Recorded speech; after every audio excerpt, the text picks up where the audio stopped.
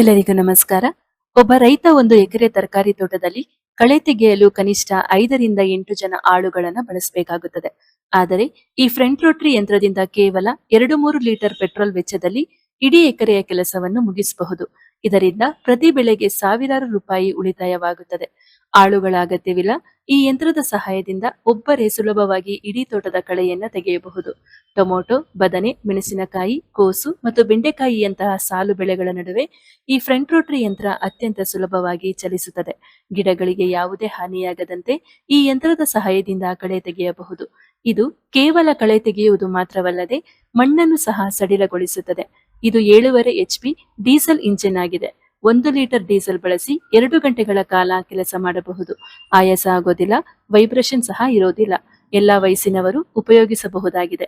ಹೆಚ್ಚಿನ ಮಾಹಿತಿಗಾಗಿ ಸಂಪರ್ಕಿಸಿ. ಕೃಷಿ ಬಂಧು ಫಸ್ಟ್ ಫ್ಲೋರ್, ಆಂಜನೇಯ ಸ್ವಾಮಿ ದೇವಸ್ಥಾನದ ಪಕ್ಕ, ಹೇರೋವಳ್ಳಿ, ಮಾಗಡಿ ಮುಖ್ಯ ರಸ್ತೆ, ಬೆಂಗಳೂರು. ಈ ಮಾಹಿತಿ ಶೇರ್ ಮಾಡಿ ರೈತರಿಗೆ ಉಪಯೋಗವಾಗಲಿ. ಹಾಗೂ ನಮ್ಮ ಕೃಷಿ ಬಂಧು ಪೇಜ್ ಫಾಲೋ ಮಾಡಿ ನಮ್ಮನ್ನ ಪ್ರೋತ್ಸಾಹಿಸಿ. ಧನ್ಯವಾದಗಳು. ಎಲ್ಲರಿಗೂ ನಮಸ್ಕಾರ. ರೈತರು ಈ ಸ್ವಯಂಚಾಲಿತ ಫ್ರಂಟ್ ರೋಟರಿ ಯಂತ್ರ ಬಳಸುವುದರಿಂದ ಹಲವಾರು ಅನುಕೂಲಗಳಿವೆ. ಇತ್ತೀಚಿನ ದಿನಗಳಲ್ಲಿ ಕೃಷಿ ಕೆಲಸಗಳಿಗೆ ಕಾರ್ಮಿಕರು ಸಿಗುವುದು ಕಷ್ಟವಾಗುತ್ತಿದೆ. ಈ ಸ್ವಯಂಚಾಲಿತ ಯಂತ್ರ ಈ ಸಮಸ್ಯೆಗಳಿಗೆ ಪರಿಹಾರ ನೀಡುತ್ತದೆ. ಕಳೆ ತೆಗೆಯಲು ಬಹಳಷ್ಟು ಸಮಯ ತೆಗೆದುಕೊಳ್ಳುವ ಮಣ್ಣನ್ನು ಸಡಿಲಗೊಳಿಸುವ ಕೆಲಸವನ್ನು ಈ ಯಂತ್ರ ಕೆಲವೇ ಗಂಟೆಗಳಲ್ಲಿ ಮುಗಿಸುತ್ತದೆ. ಇದರಿಂದ ರೈತರ ಅಮೂಲ್ಯ ಸಮಯ ಉಳಿತಾಯವಾಗುತ್ತದೆ.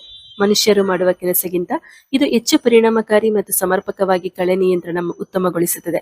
ಕಾರ್ಮಿಕರಿಗೆ ನೀಡಬೇಕಾದ ಹೆಚ್ಚಿನ ಕೂಲಿಯಿಂದ ರೈತರಿಗೆ ಆರ್ಥಿಕ ಹೊರೆಯಾಗುತ್ತದೆ.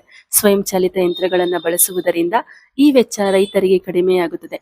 ಯಂತ್ರದ ನಿರ್ವಹಣೆ ವೆಚ್ಚ ಕೂಡ ಕಡಿಮೆ ಇರುವುದರಿಂದ ರೈತರಿಗೆ ಆರ್ಥಿಕವಾಗಿ ಲಾಭದಾಯಕವಾಗುತ್ತದೆ.